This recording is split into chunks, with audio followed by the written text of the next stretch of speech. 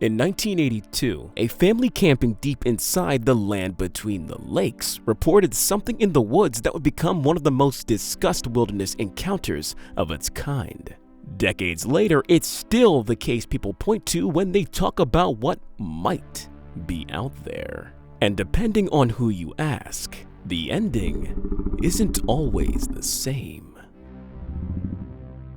But that night, it wasn't a legend. It was just a campsite. Two tents pitched in a clearing, a lantern burning low, the trees standing still against the dark. Nothing dramatic at first, just movement beyond the tree line. At that distance, it could have been a deer shifting its weight, or simply moonlight stretching a shadow too far. But this didn't drop back down. The shape shifted, and then it stood. It wasn't brief like a startled rearing animal. It rose and remained upright. Too tall to be mistaken for a person at that distance, broad across the shoulders, arms hanging lower than they should have. An uncanny silhouette wrong in a way that's hard to explain unless you're looking at it yourself. And it stayed there, still, watching, as if it knew it had been seen. That stillness is what stuck with them. Most wildlife doesn't just hold its position in the tree line once they've been noticed.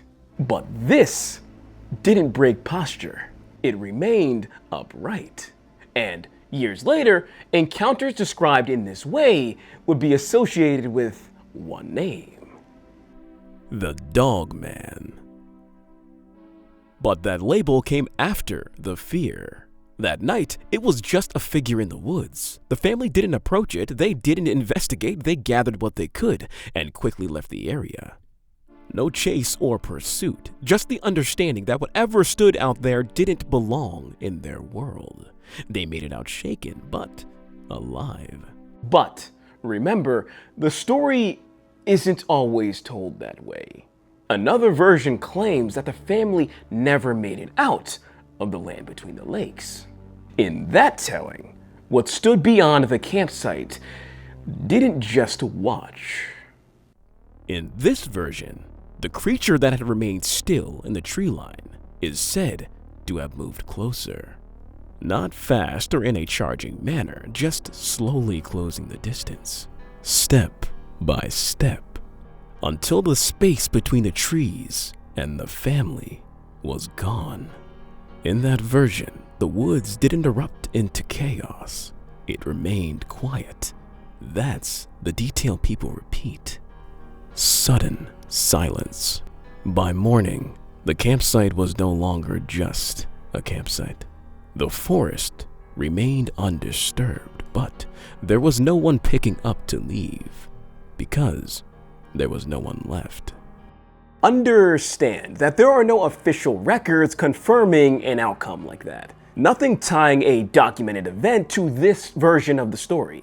But the persistence of that darker telling is why this case stands the test of time. Because if that version were true, then this creature didn't just stand in those woods.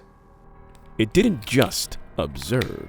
It didn't just approach. It attacked. And then it fed.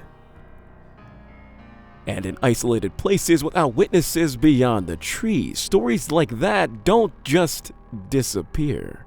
Instead, they settle into the area, and this one settled deep.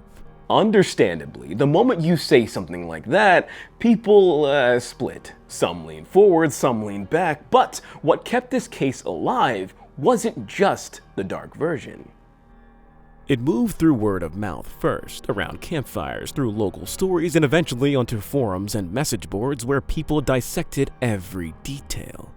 Each retelling sharpened the image, tall, upright, watching, and over time this became known as the Land Between the Lakes Dogman Case.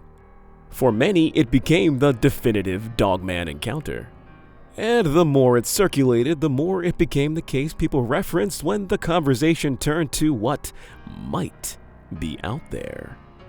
Out of all the reported encounters discussed over the years, this is the one that stuck.